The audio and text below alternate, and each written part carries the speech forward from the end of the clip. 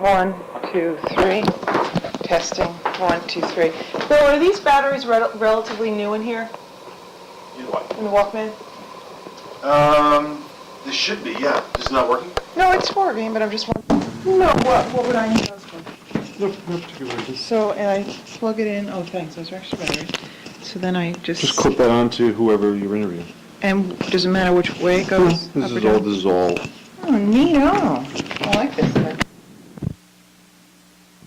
Okay, I'm going to put this, you can just sort of attach this any place that's comfortable for you. Loop it onto the bottom. Oh, any place. Any place, it's pretty. It doesn't.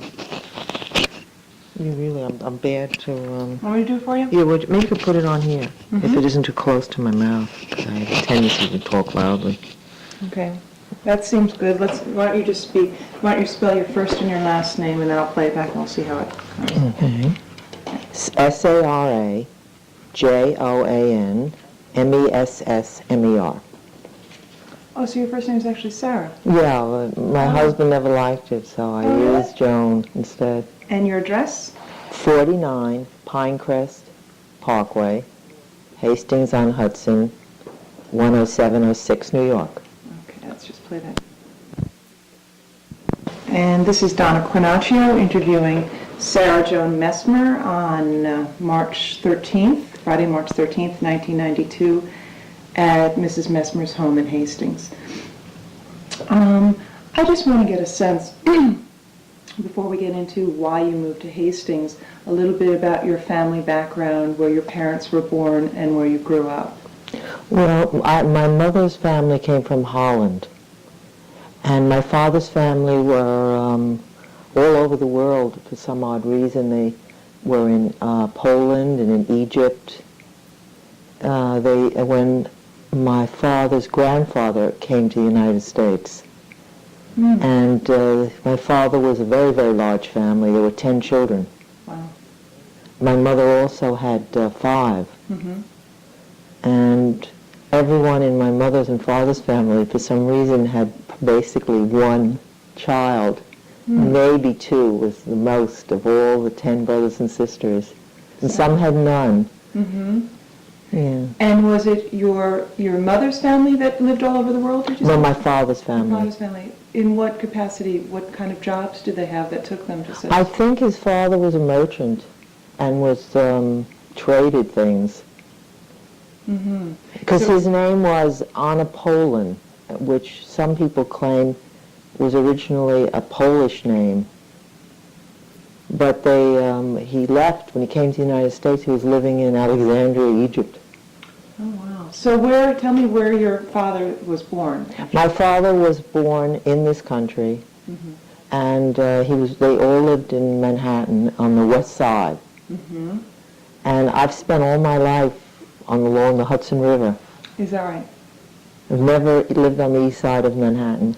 And your mother was born in Holland, or her? My mother was my mother's mother, and she married a man from Holland. Mm-hmm. They came and they went to the Middle West, and they lived, I think it was in Missouri, because it was very rural, and I know they weren't Catholic, but all the children, the best school was a Catholic school, and everyone had to go to Catholic school. Mm-hmm. And how did your mother and father happen to meet? My mother was introduced by a girlfriend. My father they married late in life. Mm-hmm. And I think they were fixed up. Uh-huh. And they met in New York? In New York, yes. What brought your mother to New York from the Midwest? Her father died, and her mother had a brother who was active in real estate. Mm-hmm.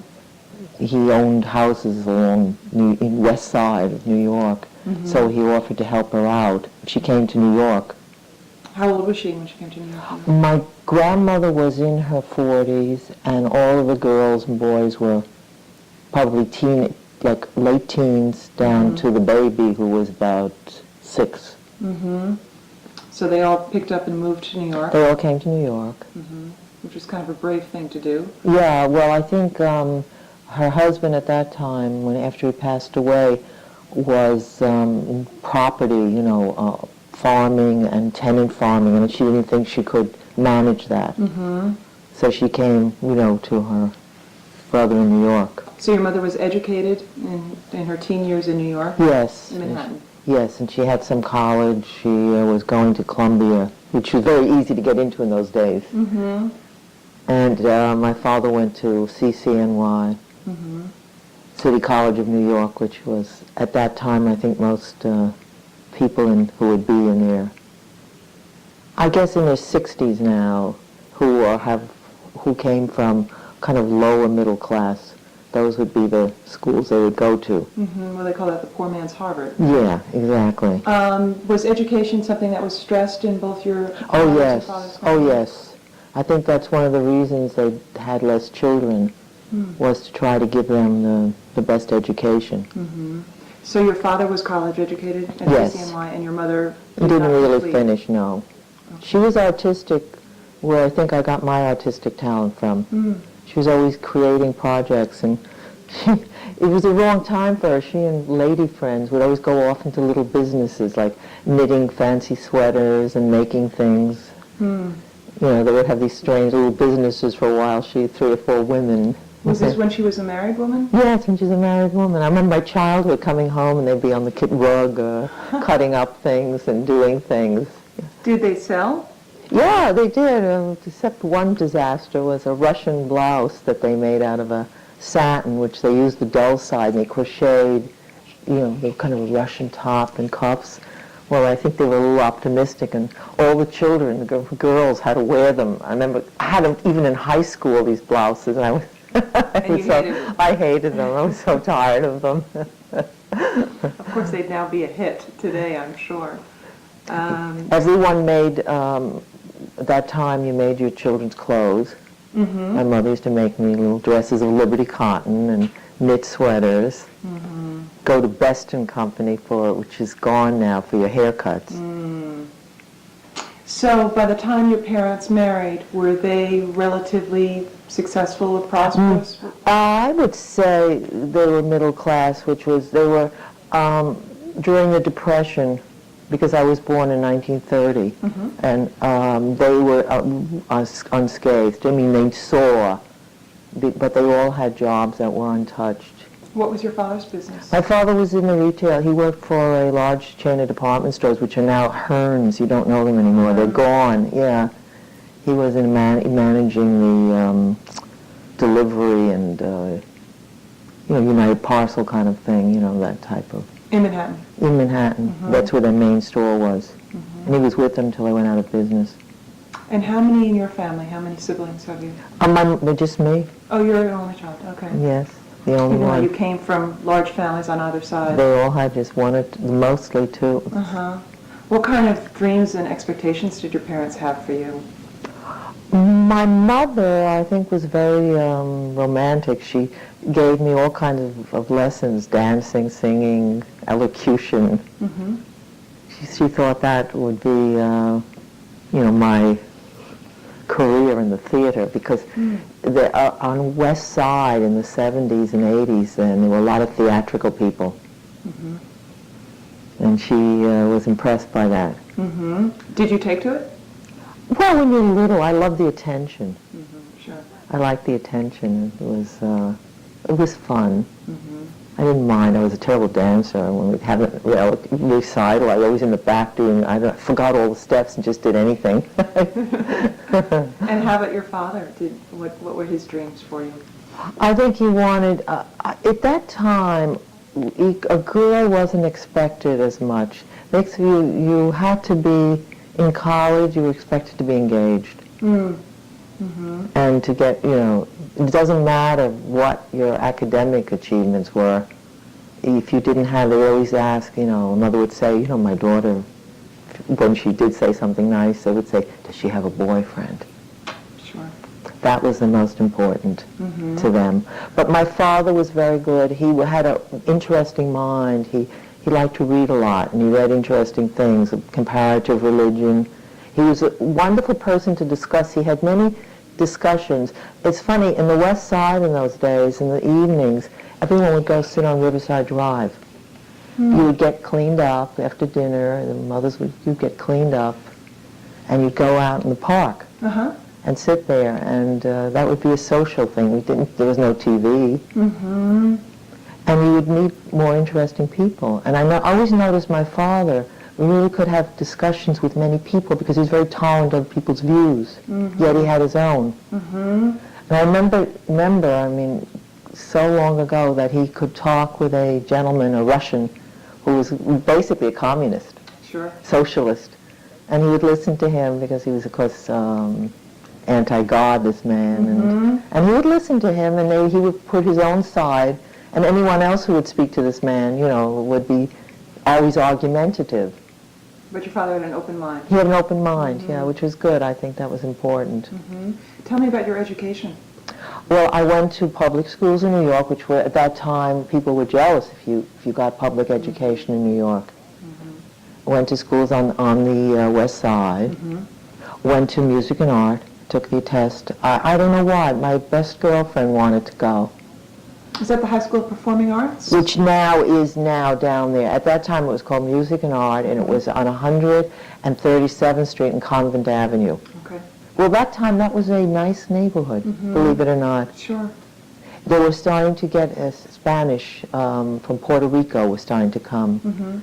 But they were all family people that came here, husband, wife, and they were really part of the American dream. Their economic level might have been a little lower, but there was no drugs. Right. And there was always a mother and a father in the family. Did you go on to college? Yes, I got into Cooper Union Uh-huh. For arts? for art, yes. What kind of art? Well, stupidly, I took fine arts. Uh-huh. And then I had to finish up at Columbia because I figured I'd never be able to be a Van Gogh or anything. So I decided to go into teaching. Okay. So you got your teaching degree from Yes, Columbia Columbia. Teachers College? Yes. Okay. Well, it wasn't that great in those days. They were happy to have you. And especially from Cooper Union, you could go, because it was that time, it was 3 years, so you needed another year to get your accreditation if you wanted to teach. So you could go there, you could have gone to Yale. They were very, they were, from the background you had, if you didn't flunk out, well, if you didn't keep your grades up at Cooper Union, it was completely a free scholarship. You would have to leave. So everybody at least had a B or a C plus. You had to. If you went below that, that was it. So you had a lot of access. But my father had died. My mother didn't want me to leave. I wanted to go to Yale. I did a lot of plays in Cooper Union. They had a drama club, which because all the senior boys were in it, so I wanted to go. Did a lot of plays. Actually was offered a scholarship to Yale Drama School, but my mother was very clingy. You were expected to have a lot of family responsibility. You had to be responsible for your parents. Before you were responsible to yourself. Yes. And my mother was not emotionally ready to have me go. So at what point did you then get married? I met my husband when I was about 24 at a sketching class after a life class that was a after hours kind of thing that someone had put together that I knew from Cooper Union in the city. And he's an artist as well? He was an artist. He came from Hartford, Connecticut, and was working in a small advertising agency here, and decided he always loved life drawing and painting, so he took this class. And when did you marry? Well, I hated him at first. He was very sardonic and did lots of caricatures of everybody in the class. Drawings? Yeah, and I didn't like him, but he used to take the bus across. He also had a little room his mother knew someone who had a brownstone, and she was protective of him a little bit. And he had to live with this so-called distant family friend in a little room that he rented. So he would take the bus. So when on the bus, he was without an audience. He wasn't quite as sardonic, and so we both liked jazz. And he offered one to take me, but as a friend only. And over about a year, I guess we sort of had a rapport. Because I had another boyfriend. at the time, but we had a rapport, and I guess he was trying to decide whether to go back to Connecticut, because he had a job in an insurance agency as an art director. Be a big, what do you call it, big fish in a small pond, Sure. or stay here and struggle on. And then he said, we kind of said we liked each other. We had feelings. You know what, I'm just going to make sure this is recording well. Okay.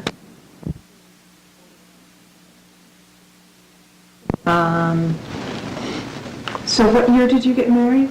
We got married, we got married in 1956. And you were living in Manhattan at the time? Yes, we had from one of my uncle's connections, we got an apartment in a nice building on Riverside Drive, which was very lucky, rent controlled. And you lived there until you moved up here to Hastings? Yes, Which was in 65? yes. Okay, what actually brought you up to Hastings? Well, it was a lot of things. Having a child, the city was just starting to change. We were starting to have problems, drugs. The schools, we lived on 77th Street, 50 Riverside Drive, which is a lovely building. But if you go to the west side now, it's completely gentrified. It wasn't like that then, not at all. And once you went past, Riverside was fine, Broadway was fine, Columbus was, and Amsterdam was really at that point getting very bad. So the school that was there, you know, my daughter would go to, was starting to have like people hiding in the toilet and menacing the children, and drug dealers lurking outside. And they had a kind of a strange thing, you know, if you lived in a better address and had a white child, they would put in a so-called RA class. And what did that mean? Well, rapid advance. You know, I mean, it seemed that the class was kind of biased. In favor of the white child? Yes. And you didn't yes. like that? No, I thought that was terrible. I really thought that was terrible. So they wouldn't even do any kind of testing? They would No, immediately. race and- Yeah, you come in and you're on 50 River, you know, it's a good building. And so that was, I think they were desperately trying to keep middle-class people in the school And in the city. and in the city. Now, what you were married in 56. What year was your daughter born? And what's her name? 58, Carla. Carla. Hey! Her name is Carla. Carla, yes. And have you more children? No, I also just had One one. child, okay. And she was getting to be of school age. Well, yes, she was. And I sent her to like a nursery play group. And then a friend of mine said, her child, she's French background. And my husband's family originally came from Switzerland, so they had a little bit of that French. And she said, why don't you send her to the Lycée Français, where I'm sending Nadine.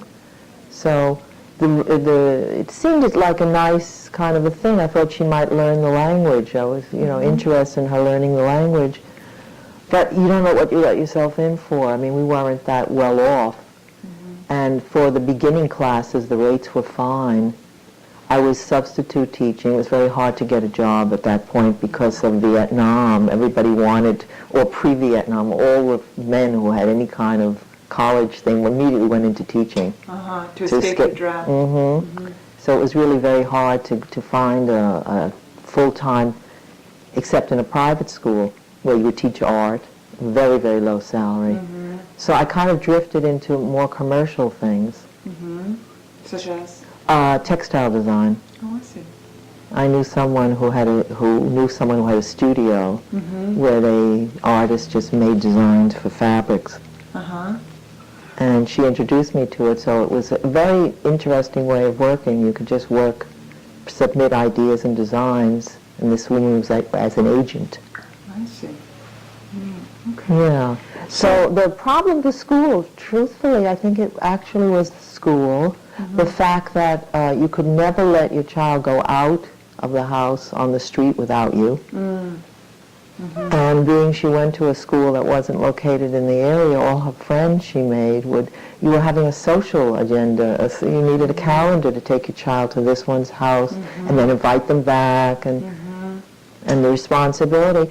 And we just felt maybe we should move, because my husband at that time had a nice job with an advertising agency, and his hours were very bad. So we started asking everyone, where do you live?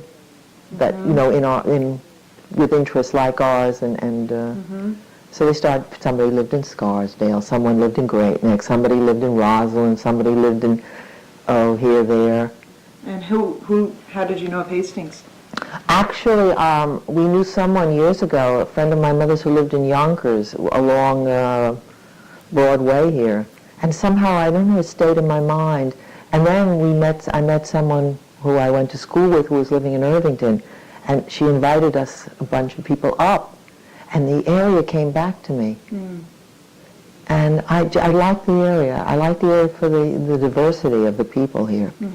If you go to Bronxville, which another one recommended, basically it's Catholic and staid, old time. Scarsdale is very Jewish. Great Neck is very Jewish. This place is very this. And also, I liked, at the time there was Anaconda was here. So you had a good base of working class people with good expectations for their children. One thing I liked about New York, you came into contact with a lot of people. You were never just categorized. I don't like to stay in a category. I like to have friends, different types of people, different walks of life, even different age groups. Sure. I love being around younger people. The consulting job I have now, I work with young people, and it's wonderful. I tell you, it's so stimulating. So I like that. And we were limited in how much we could spend. So I came to this area, came up, and I think I started with an agent in Dobbs Ferry, actually. And they started showing us around. So they showed you other areas besides... Oh, all the way up to Tarrytown. All the way up to Tarrytown. What made you hone in on this area? I liked the town. I knew a lot of artists lived here. There was something about it I liked. I liked Dobbs Ferry, too. That was nice. There's a similar kind of population. They had a good Italian base, which was nice, too. And the house sold us. We liked this house. It wasn't at all what I wanted. Is that right? It was, I wanted something, these stairs are killers and all kinds of things. But house is an emotional thing. You fall in love with it. But as I told you, when I said I like this house a lot, I'm going to have my husband come. I used to come on Fridays. On my own. And then if we saw something, he'd come back on Saturday or Sunday. And the agent said to me, which was very interesting, she said, the law is not, does not require us to tell you this, but there are black families living here. And how you think, this I mentioned to you, that you think you're so liberal. I went to school with black people, I have black friends, but my mother-in-law was lending us some money for the house, my mother, and this terrible stereotype came that there were black people here. My house value would go down. Was that your view or other people's view? That was that was the view that people told us, And what was your reaction to that? Well, first you get a little worried, and then I said, I don't see any houses here that have old cars rotting or anything. I mean, they must have paid for the same for their houses as the other people. And I said to my husband, this is ridiculous. We like this house, we like the street. Let's not even consider that. But it had been a consideration because this house was not one of the first ones they showed us because it was out of a little bit higher than what we wanted to spend. But I think the man who was selling it was running into that. Now, do you recall the realtor who showed you the house, the agency? Yeah, it was Riolo. Oh, it was Peter Riolo. Okay. And it was a woman who she's since retired. And she's the one who said, are you aware? Yeah. Now, this is 1965? Yes. So it's right at the point of the civil rights. Where were your political leanings at the time? I consider myself very liberal and very much in favor of, in fact, it's a funny thing, the way New York is getting now with all the crime and all. I used to try to, lean over backwards if somebody was black to try to, which is bad, too, because I went to school with one black person in Cooper Union, a black fellow, and one day I was walking to the subway, and he said, can I walk with you? And I said, of course. And he said, no, don't say it like that. He said, I don't want you to, walk with me just because I'm black. I mean, because you may not even like me, and I may not like you, So, And that's a good point. You know, that's went in. You know, you have to like people for who they are. right. So you were sensitive to the race issue, Yes, certainly. I was sensitive to it. And it was wonderful because there was Mrs. Bourne's daughter is the same age as my daughter, her youngest daughter. Blanche, isn't it? Blanche, right. And she and my daughter Carla were like best friends. Oh, is that right? To this day, well, they're both married. My daughter's not in this area anymore. Uh-huh. They still are in contact. Okay, well, I'm going to get to that too, that how your children assimilated. Just escapes me now what I wanted to ask. You asked me about the real estate, Real estate, why right. Oh yeah, what I wanted to, I wondered if there was a part of you and your husband that felt as though you were pioneers to a certain No, extent. not at all. In fact, when we found out who the black families were, it was like Dr. Kenneth Clark, a doctor. I mean, we felt that they were socially and economically above us. I mean, truthfully.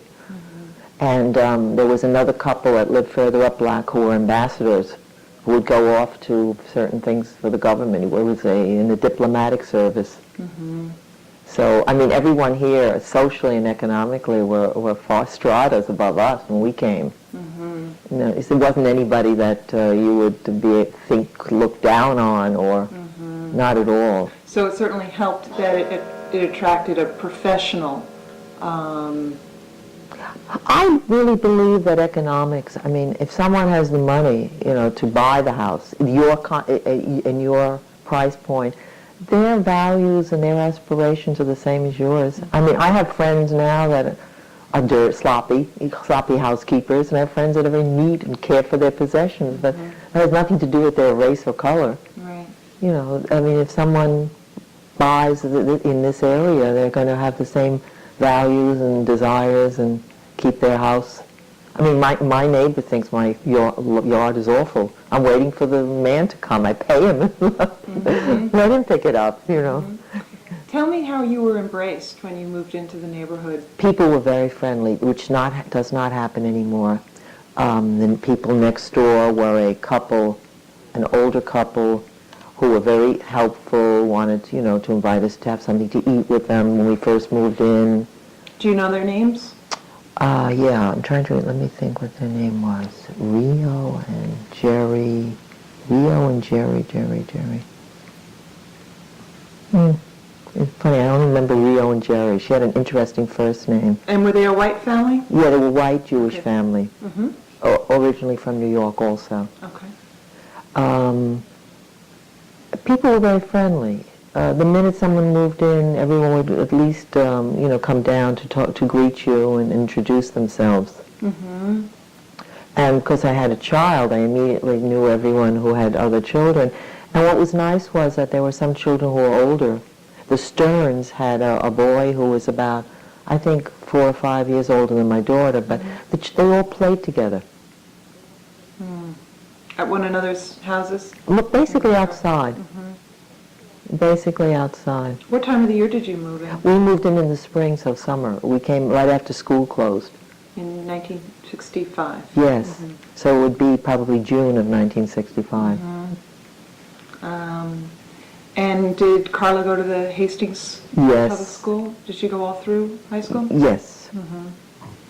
You mentioned that she and Lois Bourne's daughter became friendly. Very friendly. Now, Lois Bourne lives on Pinecrest Drive? Or No, Pinecrest? she's Pinecrest Parkway, further down. Oh, just a few houses down from you. How did you happen to meet? Just having Oh. the same age? This is a cul-de-sac, so the children are outside all the time. And the minute you just went out, and which was very rare, my daughter was really amazed at the fact that she could go out by herself. She wasn't allowed to do that in the city. She always had to have someone with her. And she was like, the first morning she got up and was walking on her own grass, because Central Park don't walk on the grass. Right. She was almost afraid when school started that I used to have to stand with her to get the bus. She was almost afraid of what? Because she, you know, in New York, the bus would come and I'd either go down with her or the doorman would stand with her and not let her even go out the door until she saw it was the right bus and the bus driver came in to get her. Yeah, so it was so different. She It was wasn't very used. freeing, it sounds as though. Yes. How did Carla like the schools here? She liked it. She liked it because it was very disciplined in the lycée, very disciplined. She liked it. I thought she would come and be immediately hailed as so far ahead of what the other children were. And just the opposite. They felt that she was ahead in some areas, but her math and her English was very bad. You know, her reading abilities, because she read in French, her skills in English. Interesting. So, which was wonderful at the time because the school budgets were good and they had all sorts of remedial equipment and things to help. So she ended up basically, because it wasn't that she really couldn't do it, it was probably the emphasis was more on French. So after a term of tutoring, she's now like a speed reader. So she was a benefit for her. And her math had to be worked on because she didn't know the basics. They were working with new math and more European things. So math is a big interest of hers. She was always good at it and liked it. And you were happy with the school system? Oh, definitely, because she's musical. My daughter was very musical, and they told me that by the 4th grade that when each child can choose an instrument to play. And she used to, a friend of ours had taught her to play a guitar and given her lessons for a while. And she picked the violin, and they said, oh, she's very gifted. No, They would even tell you that there's Italian people living here or certain, you know, because I felt they're very ethical. They were very nice about it. And she was realistic in accepting, you know, what we want or offer. She was helpful in getting the house for us. Well, the thing is, this is really just for the archives of the Historical Society anyway. So what you say really remains in confidence. Okay. It's just your own transcript. So I think it's better to be more open. Because I can remember her saying this, and it was such a shock to me, you know. You look around, I don't know what I expected, like when the train goes for 125th Street, like maybe the end of the block was like that or something. I don't know. It was, but to say that, yeah. I'd like a picture of the social life in Hastings, whether neighbors frequently entertained one another, whether you were invited to one another's homes. Yes, you did that more. Yes, you did. That was basically most of the social life. And it wasn't necessarily just for this block. You know, when you have a child, being my daughter was musical, she made friends with another little girl who played the violin, and her mother was a concert violinist. So you get a whole circle of people in Hastings, you know, outside of just Pinecrest. They lived in Riverview, and then from that you met someone else. Tell me, who were your friends in Pinecrest, who you associated with? The closest, well, I knew Mrs. Bourne because the children would stay. I knew Mrs. Gaelic and her daughter because her daughter worked I would meet her on the train. She's about 3 years older than I am. She's retired now. This is Susan? This is Mildred, you're right.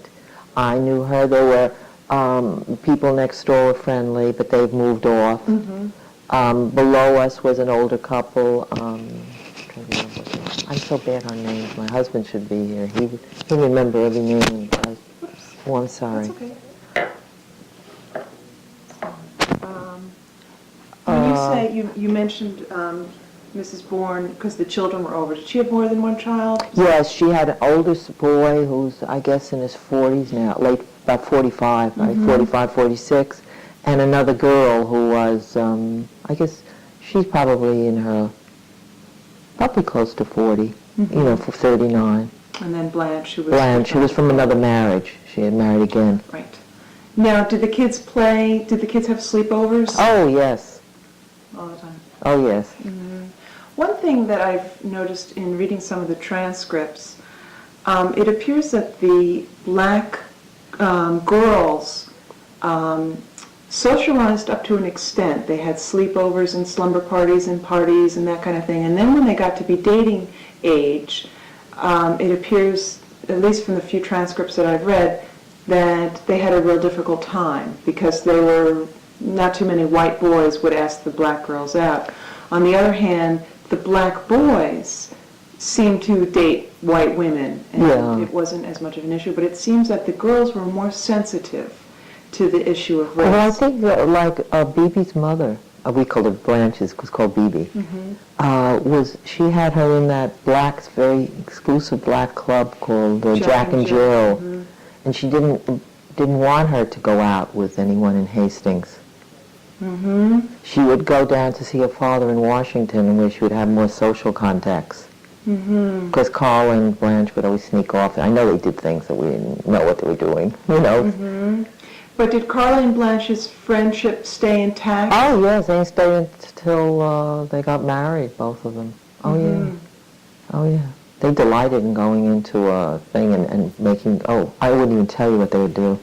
You know, like, they would like to get on a bus and then say, "Get away from me, white girl," you know, yeah, "You black girl, get away from me," you know, and they'd do a whole little episode before they get off, you know, and leave the, you know, and leave people astounded. Yeah, right, you know, they like to play on these little racial things, yeah. So they were aware, certainly, of Oh, yeah. those difference, but their friendship seemed to go beyond. Oh, yeah.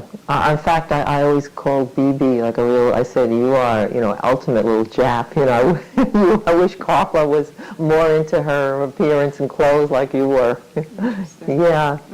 Yeah. That's nice to hear.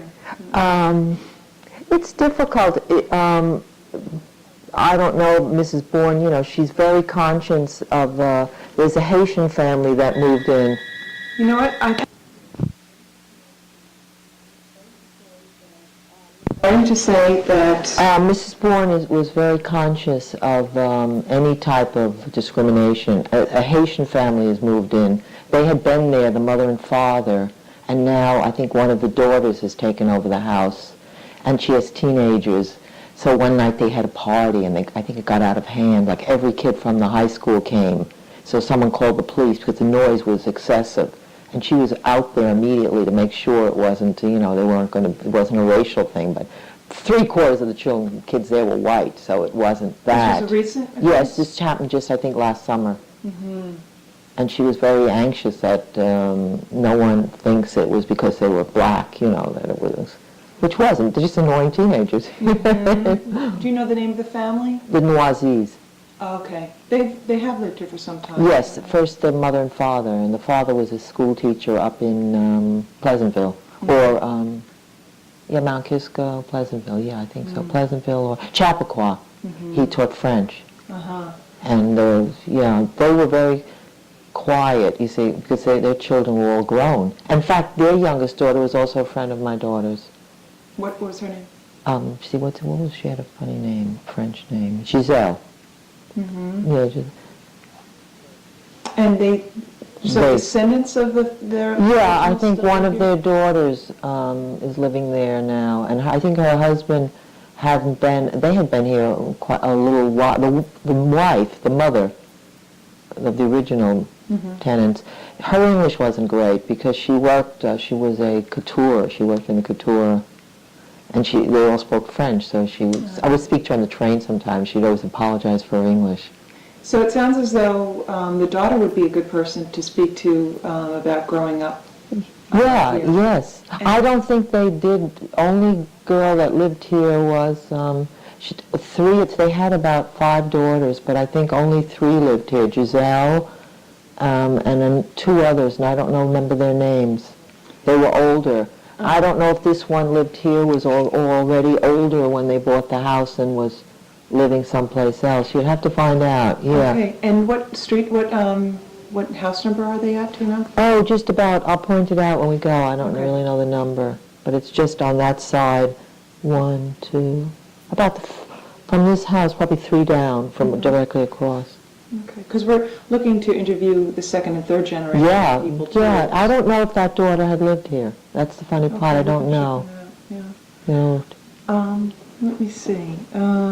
Did you have a church affiliation? Yeah, my husband had been with the Reformed Church because when he lived there before I moved, before we found an apartment, he had been with the Reformed Church on 77th and West End. So there are not many churches on the West Side. It was primarily a Jewish area at that time. So, of course, when we came here, it's like grapevine. The minister was the first one to visit us. And is this the Reformed Church right on Five Corners? Yes, So did you join as well? yes. And We were active. I sang in the choir and taught Sunday school and did all the art projects for the Sunday school and for the release time on the summers when I was free. You know, and then it was interesting because if you're doing crafts and all, they had lots of seminars and you could go to various churches.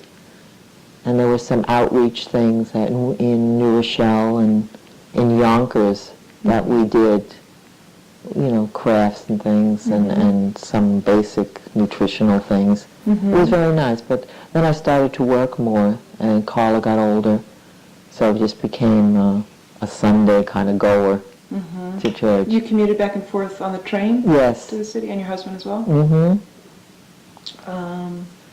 And let's see, did you have any other kind of community service that you did, any political affiliation or any... Every so often we'd work for a special candidate because my husband we'd do graphics or signs or something. Tried to be in the, you know, kind of... I don't know, you can't support just one or the other party. There's always somebody good on either side, you know. One particular person that you would like, you would meet or you agreed with. Were you active in the parent-teacher association at school? Oh yes, tried to be, because I thought with my background I would know.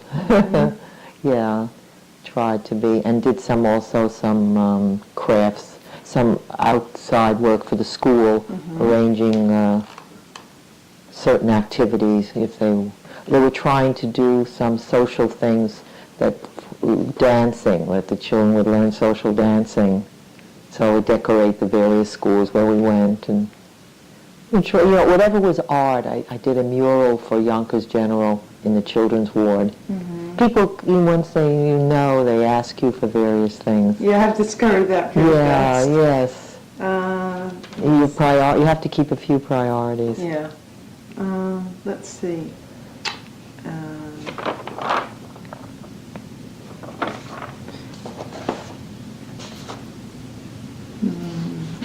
I just want to move on to here. Some of these questions are very much geared toward, some questions are specifically geared toward the black residents in terms of how they were accepted and how they used certain services. So obviously I don't need to ask you about that. Let's see. Did you ever feel living in this community, since it was integrated, that it was kind of an experiment? No, I don't. Well, I wouldn't feel that way coming from Manhattan, where all my life I've been integrated. Because the East Side, as I said, I've never lived on the East Side, because the East Side is much more exclusive.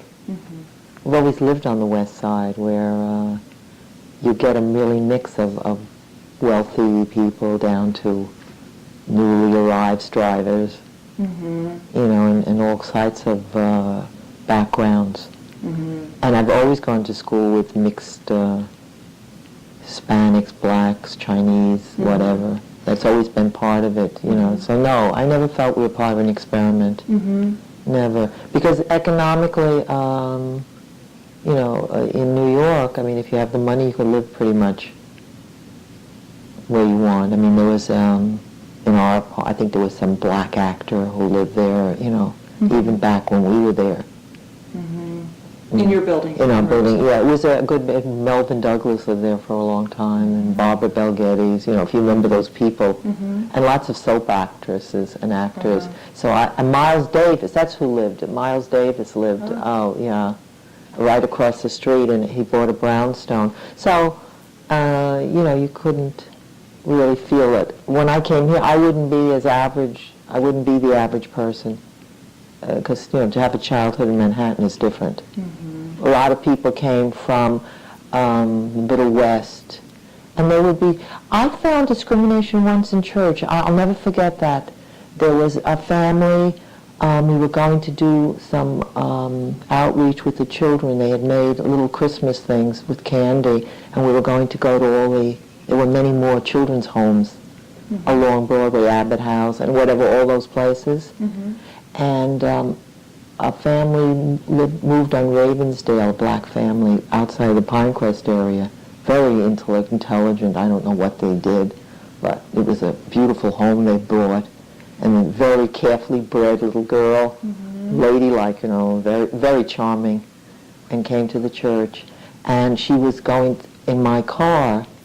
I had my daughter, Bibi, and someone else, and a boy, and she was going to come, and this other girl, when she saw us, she wouldn't get in the car and went with someone else. Because there were now 2 black little girls in your car. Do you recall how the little girls handled that? I don't think they were as aware as I was, but they didn't like her anyway, But I mean, I was aware of it because I felt her mother had a lot of prejudices. Because she mentioned something, you live in Pinecrest. I felt it from the mother. And now when somebody said something like that, you live in Pinecrest, would you let it drop? Or they'd say, I didn't even know it was part of Hastings. And I'll say, yes, it's the nicest part, actually. Something about, I would always say, you a Riverview Manor snob, or, I'd make a point of it, because I did think it was pretty here. Yeah, and there was the house, there was people called the Melnickers, and one was a psychologist, and the other one was a psychiatrist, and they were very lovely people, very intellectual. And they were friendly with the Stearns because of their, I think, love of books and things. And there was a German people that lived down on Pinecrest Drive that have since gone back to Germany.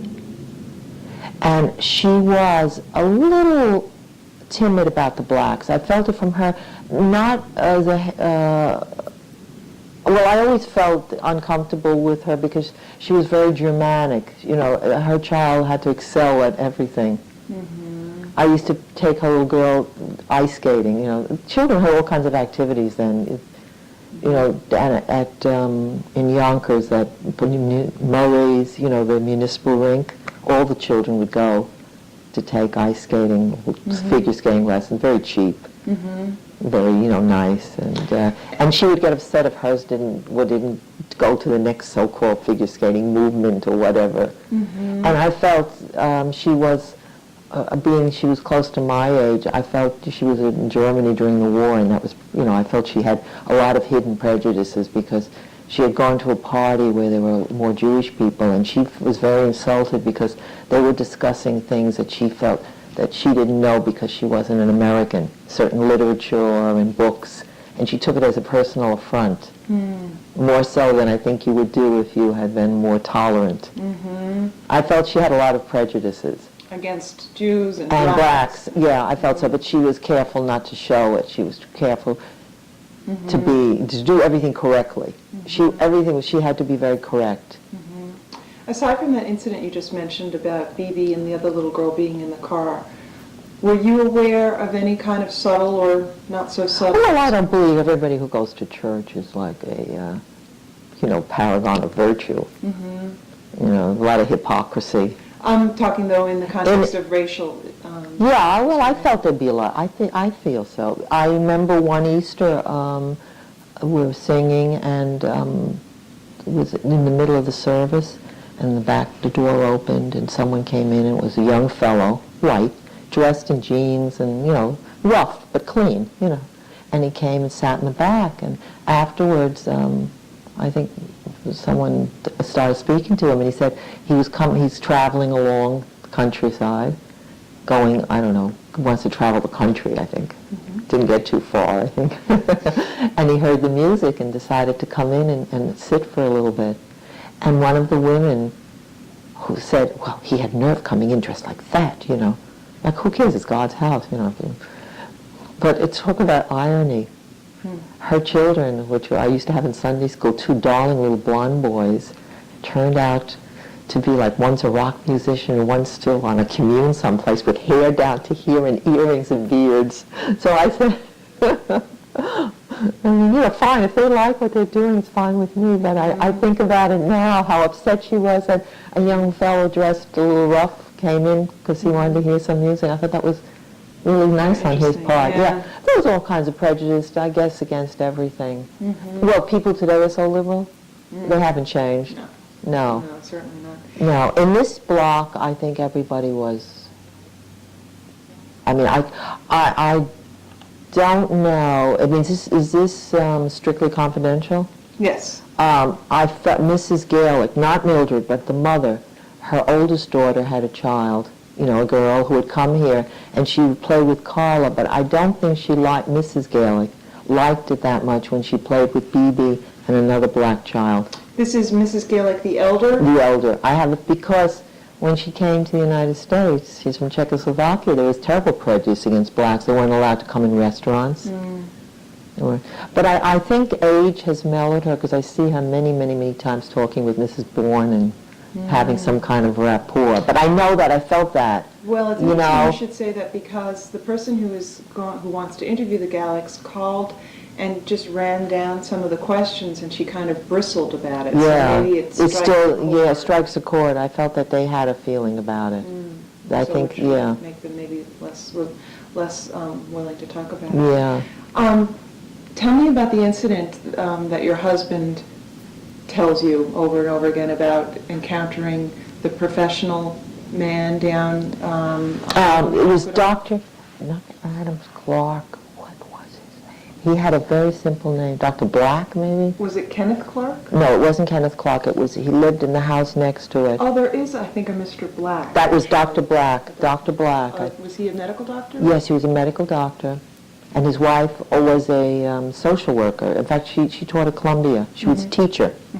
She was, he also was a friend of Dr. Clark's. I could be Dr. Black. I'm trying to remember. No, that was the one I think actually there was a Gray. Dr. Gray, yes. No, the Grays live here. No, the Grays live in the big house. Well, who else? Because he was a wonderful man. Well, I know there was a Dr. Patrick. Yeah, well, that was Dr. Patrick, and the Grays. He's a pediatrician. He lives in that hidden driveway. He still lives here. No, he's gone. He lived in the hidden driveway. Deceased?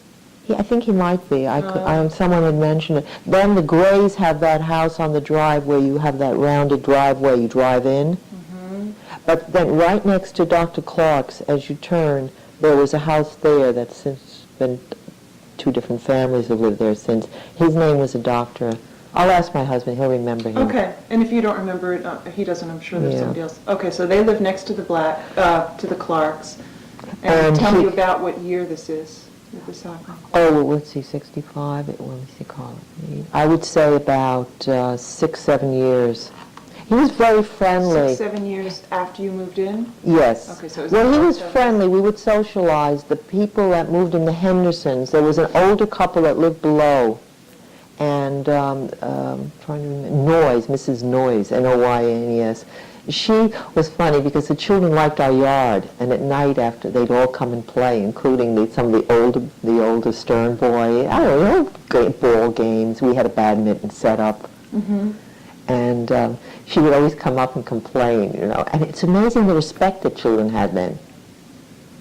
She would complain about what? The noise, because it was 7 or 8 o'clock, and it does carry because I realize now there's new people there in that house that I hear everything they say. I mean, because the poor woman probably heard everything that those kids were screaming. And you know how you get excited. Sure. So she would come up and then we'd apologize, and she was funny. She would say, "Eric Stern, I thought you would know better. I mean, what the poor boy do? He's playing badminton with some little girls." But nowadays the kids would probably tell her to go jump in the lake in some 4-letter words. Right. They wouldn't accept that now, but there was still had a little respect for older people. Let me bring you back, though, to the incident. Okay, so this doctor had mentioned that when he first came to New York, and he got a job in the union, one of the unions, and he was walking along 14th Street, and some bum, drunken guy, maybe, was kind of, and he tried to help him a little bit, get him, before he was going to go out and kill himself in the traffic, and he got him going again out of his trouble, and he walked along, and he said, it hit him suddenly. He went all these years to school and, sacrificed, and he's a doctor now. And I think he passed some kind of restaurant, Luchow's, I think it was, on 14th Street. It's not there anymore, which was... And he said he couldn't go in there, and this drunken bum could go in there. I mean, because he's white. But he was very nice. In fact, he had even offered, my daughter one time, she got this romantic thing about being a doctor. She was volunteering at Yonkers General and in St. John's, candy striping. And she got this romantic idea of being a nurse or doctor. And he was very sweet. He said, I'd be glad to help you, if you really have this desire. It's amazing. He had no animosity. He was very, very loving and very accepting, which I felt was very nice, because some people carry this bitterness all their lives. Sure. A lot of hatred. Yeah. Just to change the subject just slightly, were you active in any Pinecrest association here? Yes, we have a Pinecrest association. For a while I was like one of the, on some committees for beautification, because there was a talk about making this whole thing called Lipschitz Mall, the trees and all, and donating, perhaps raising money to buy one of the small statues and putting it there. But the name was, no one wanted to actually call it Lipschitz Drive or whatever. And when was this? Was this while he was still alive? Yes, he was still here. Did you have any contact with him? Never, no.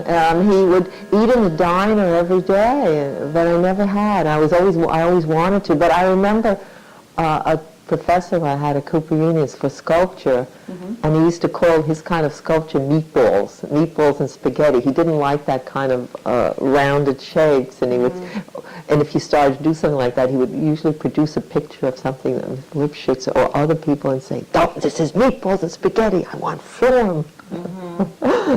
So I was, I was kind of had that funny feeling. I wanted to meet him, but then, I was afraid, what if I said something?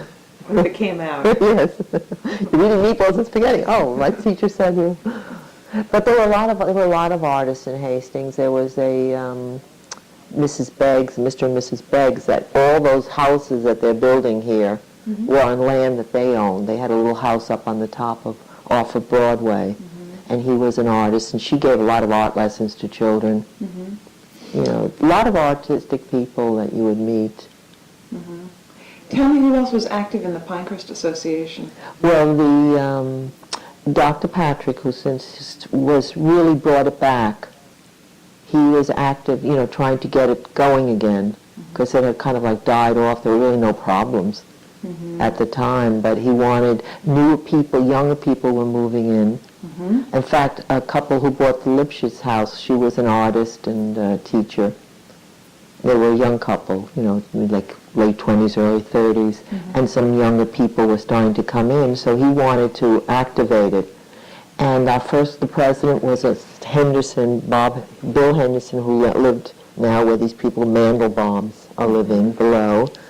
And we would have a meeting at different houses about twice a year. And what period are we speaking of? From about, I guess, about 75, from about 10 years after we moved in, it suddenly became active, 1975. And it was for problems. Mr. Henderson was very good at that. He was a president of an advertising agency, so he was very good handling people, various things. And he organized like a Christmas sing-along. And things like that. We really didn't have any problems. Now, with the excessive building going on here, they're starting to have more problems where water is coming down from, erosion taking off trees. And then the latest incident was a new couple came in and took some boughs off a pine tree right on the island. I don't know if you read about it. I think I heard about that. Yeah, in the Enterprise, right.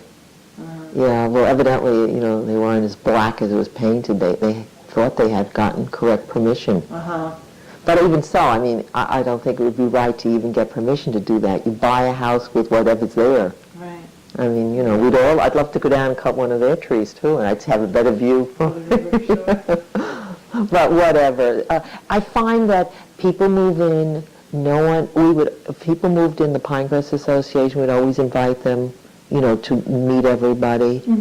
Now, if somebody moves in, no one cares, they're here, so what? I hope they don't do this, I hope they don't do that. It's just what's happening in the rest of the urban area. Become more insular. Much insular, yeah.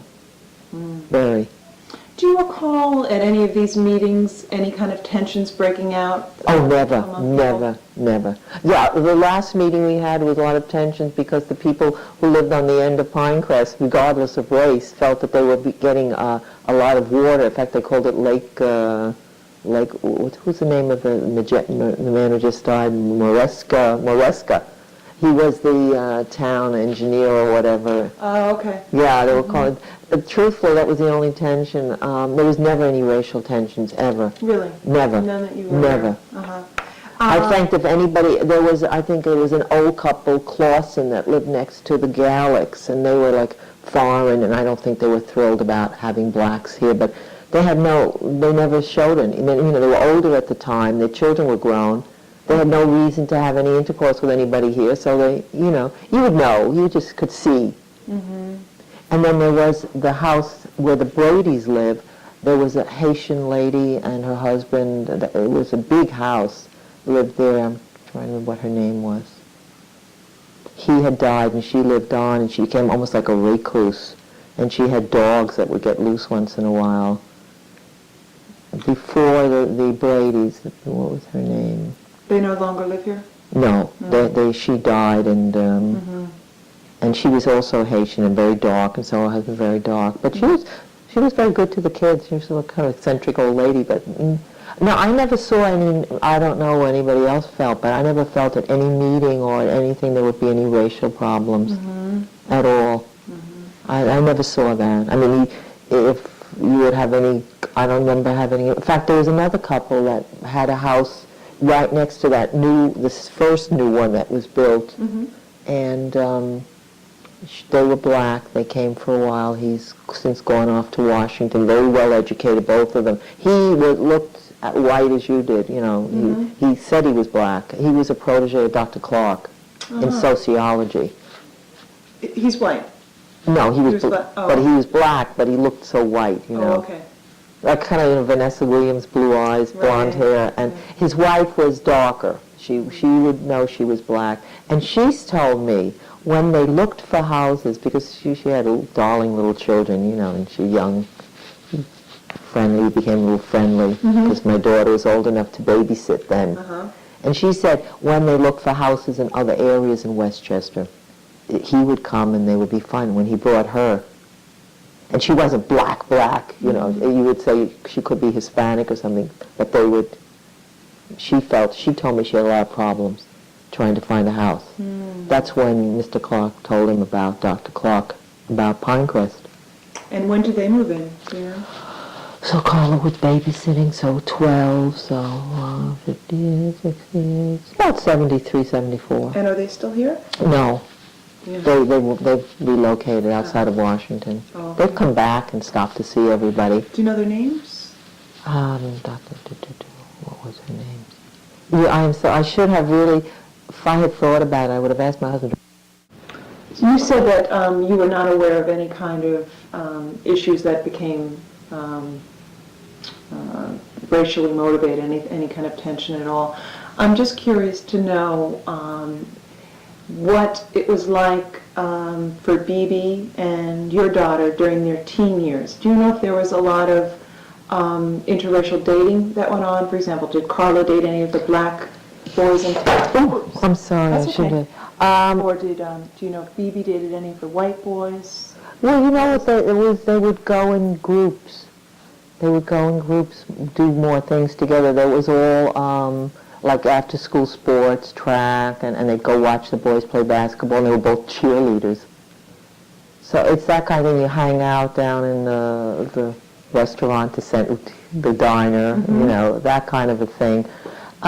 They didn't date as early as they do now, kids. My daughter, when she was 13, like a little boy, he and his mother took her to bowling. That was the kind of dating. And when they had a car, you were very anxious where they went in a car. They would go to different parties at different people's houses, and it was very mixed. There really weren't that many black people even in the school. Some would come from the school right here, down at the children's, right outside at the edge of Hastings, at the Graham School. gray and wind, and they used to have some of the children that they felt were more stable, their emotional problems, go to school in Hastings, high school and middle school. And these kids were black? Yeah. Mm-hmm. And there was no problem. Mm-hmm. Did Carla date any black boys? One used to come around, but, like to hang out in the house, but they never really went anyplace. Mm-hmm. I don't know what it was. I guess no one felt it was going to be a permanent relationship. Mm. And they were all friendly. Mm-hmm. I think the boy that used to come around was like such a nice mannered. I used to say, why don't you have, I don't remember what his name was, why don't you have him come more often instead of what's his name make such a big.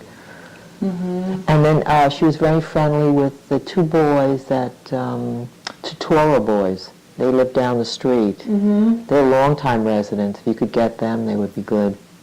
No, they're not black, right? No, they're Italian. Yeah. And they were very friendly. I mean, one of their best friends was a black boy. Mm-hmm. Well, the Grays, Mm-hmm. I mean, their children were absolutely like paragons. I mean, they're the best athletes in the school, the best scholars.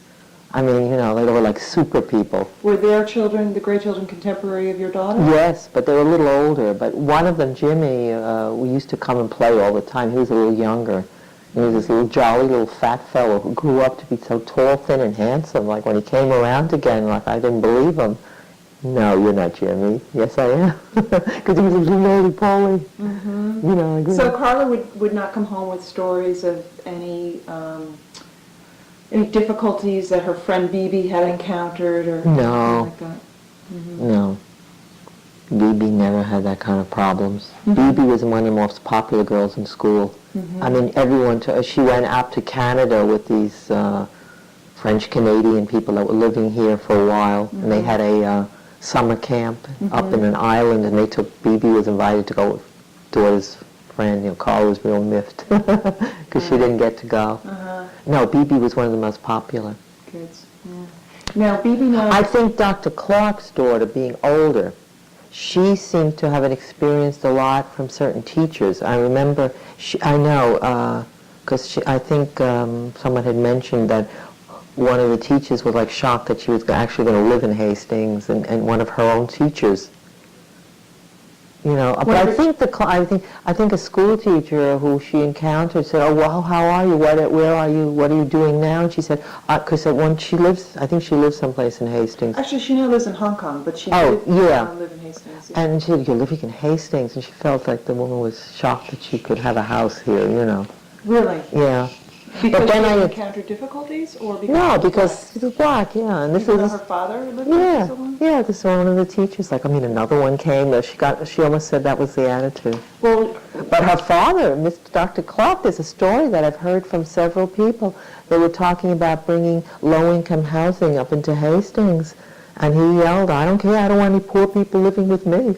And this was not just one person told me that. So interesting. yeah.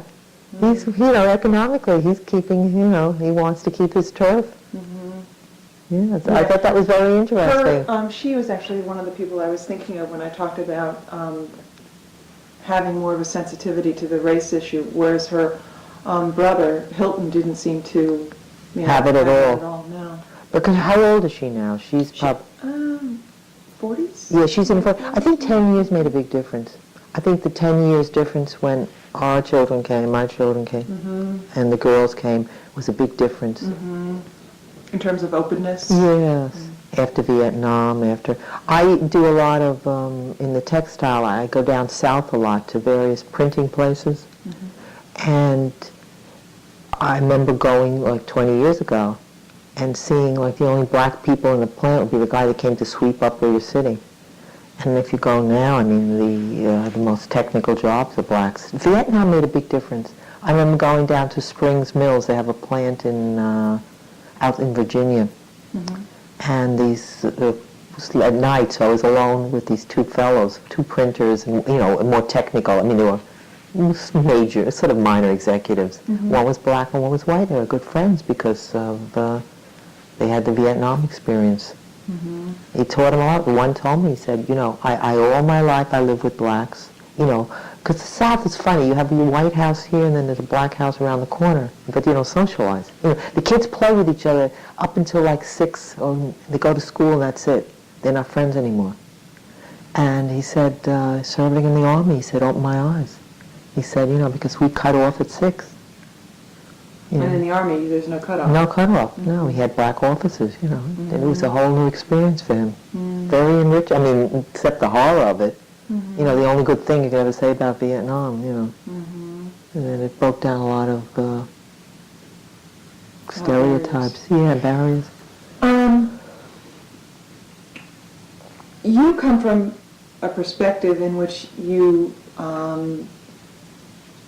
lived with many different types of people in New York, and then you moved to a neighborhood in Hastings in which it was integrated, and seemingly there wasn't a lot of tension. However, outside of New York City and outside of Pinecrest, that certainly wasn't the case. No. In the 1960s. Not at all. Oh, no, of 1970s. course. So, did you ever feel a sense that this really was a very unique place? Oh, I felt that even for this village it was unique. You know, it was unique for the village to have this area. In fact, most people, sometimes I take the taxi and people would like be surprised that the Pinecrest existed. You know, it just wasn't, it seemed that everyone who came to Hastings wanted to live in the Riverview area. That was the place to live. They would look for houses there, and that's where the social life was, the better social, and they actually get better services. We still say to this day they go with the snowplow up there first before they come around. So, some people sort of didn't even realize Pinecrest existed? Is that Yeah, they didn't even know about this area. They'd say, oh, you know, I didn't even know this was here. What is this? Is this Hastings? It was very strange.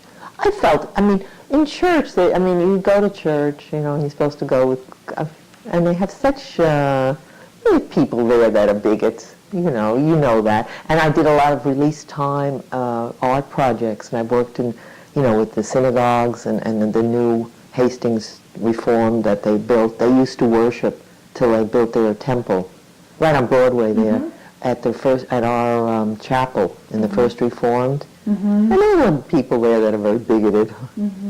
Yeah, I mean, you find it everywhere, you know. So it was known that Pinecrest was unique in the sense that you had professional whites and professional blacks. Right, living together, right. There really weren't any other areas in Hastings? None at all. So did most people outside of Pinecrest, but in Hastings, look at you and think, oh, you live there? You know, kind of raise their eyebrows, or was it? I think it depended on the person. I really think there wasn't somebody, no one ever said to me, you know, you live near black people. No one ever said that. I really felt that there was very little knowledge of it, of our area. And because until, it's funny, when I came, it seemed a whole new rash of people with children came again. It seems to die out. Like after our children grew up, there was no little children, and then a whole new rash of little children came. It seems like people get to a certain age, sell, and go on. And I guess when we came in, we started to you move out when you have children. Like right now, you know, my husband and I, we're really not involved in anything in the village. You know, may do a little volunteer for somebody if they ask, or, you know, something like that, but that's about it. I can't say, because the friends that I made, you know, the new people with the child, I met someone up in Riverview, but she was a musician and very outgoing, and she certainly isn't going to say anything, you know. The older people in the church that, you know, that you run in contact with, I mean, they were like bigoted about a lot of things, about Vietnam, about this and that, you know. Because there was one woman whose son went to Canada. He was a doctor, and he didn't want to serve. And he felt so he went to Canada, and she was almost like shunned by a lot of people for a long time, you know. So there would be, it doesn't matter what the issue. There are some people that are very narrow, yeah. Did you encourage any other families, any of your friends from New York, to move up here? Yeah, I did. A friend of mine was going to buy a house, and then they decided to go further. Yeah, I liked it. Everyone, all my friends, you know, who came up here loved it. They loved it. Very, very much. They all liked the area. And presumably your mother-in-law and mother, once they got to know the neighborhood, Oh, yeah, they had no problem at all. No problem at all. But you can't forget, like, where the background they come from. My mother felt she was very liberal. She always would tell us, don't judge anybody by, just judge the person. So she gave a lot of that, She was like friends. She used to love to go down and talk to Mrs. Bourne, gossip, because she played bridge and. She knew her, she liked her. But Mrs. Bourne is not typically, she's not the black stereotype. She's educated and... Yeah.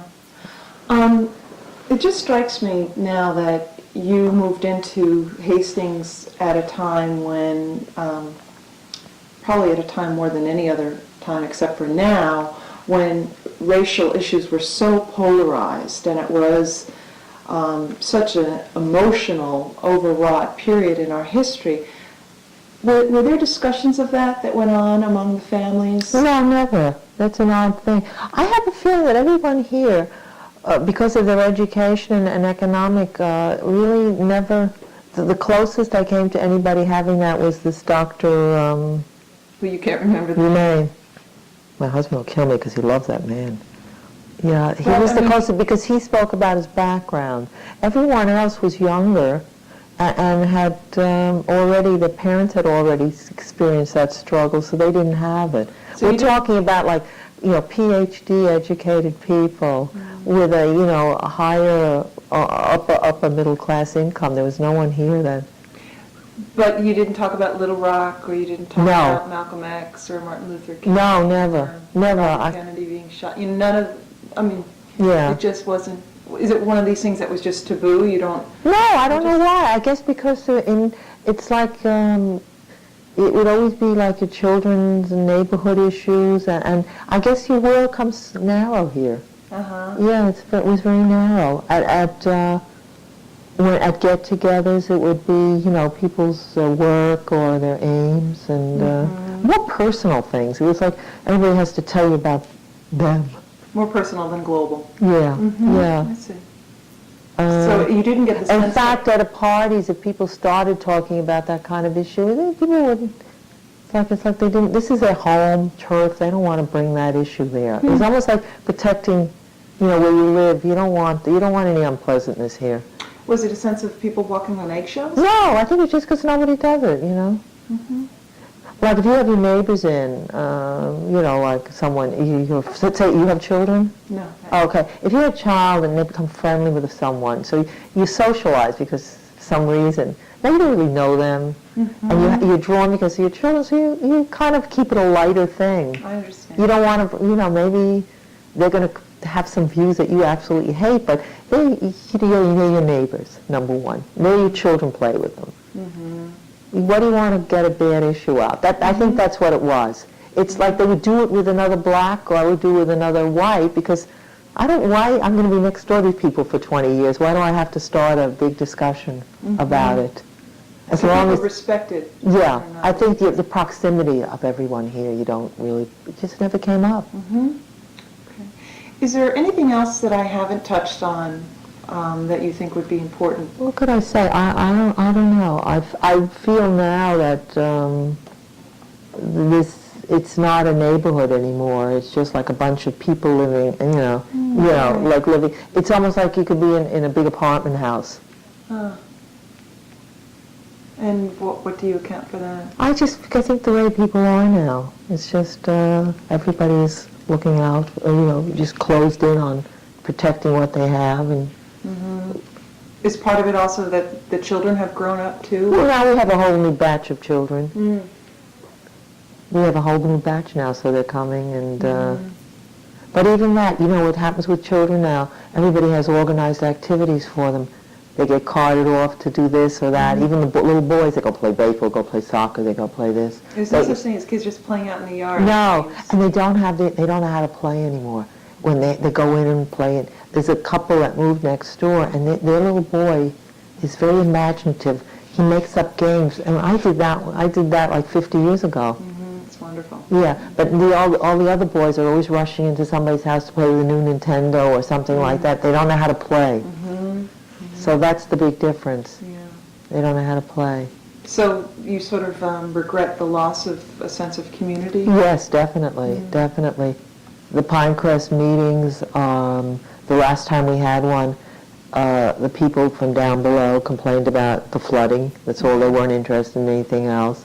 The people, some of them along Broadway came, some of which we never see, because they felt that the traffic, cars were coming by very quickly, and they have children. You know, they were using it as a speeding thing. There was no issue.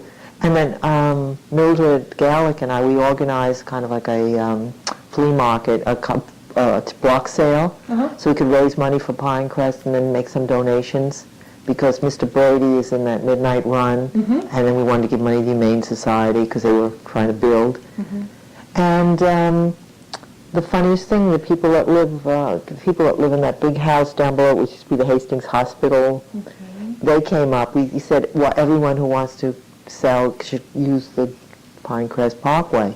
It's, you know, they'll get killed putting the stuff out on the drive. So the people that McCarthy, or whatever their name is, that live right past the little walk, the next house after me, they complained about this. The people from down there putting some kids' toys in front of a driveway that they never use. The old man came out, and I had to go down and tell, okay, I'll let him move. So it sounds as though it's more people interested in their own special interests than interested in the community. Right. Tell me how we could get in touch with your daughter. Does she come visit often if we want, you know, when we do the next generation of... She's in Tennessee now. Oh my, okay. Yeah. And how often does she make her way back here? I don't think she'll be here for a while. They just built a big house, and they're just going to move. We're going to go down next week and visit them. But if you had some questions, I could bring my tape recorder and ask her to answer them. Okay, we'll probably be doing that after we do the first and second. Or you could send it. I'll send her a tape, and the questions. I'm sure she'd love to, because she loves the area. Yeah. Yeah. And how about Phoebe? Do you know? She's not far. She lives up in Chappaqua. Okay, and we can certainly get her. Yeah, easily. And besides the Gallicks, who else? Did you spoke to the Stearns, I'm sure? Yeah, the Stearns have been done. How about the Totoros? Totoros? Yeah, that would be a good perspective to see if they felt there was any prejudice. You mean being that they were Italian? No, being that they were, here and their boys played. Yeah, they were here before we came. Okay. They must be here 30 years easily. Anybody else that you can think of who would be a crucial interview for us? No, because you think you got all the long-time residents. I don't know who else is here. I don't know. Do you know the Grays or the Chances? I knew the Grays, but I don't know them anymore because the ones that I knew have moved on. Okay. And do you know the Chances? No, I don't. Because they did intermarry, I believe. Yeah, I think so, because there had been a wedding, yeah. Okay. No. Well, thank you very much. I can't think of anything else unless you can think of something. No, I'm trying to think if I really was some sort of prejudice that I overlooked, but I think it's just how people were. I mean, the people you're going to meet people that are liberal and people that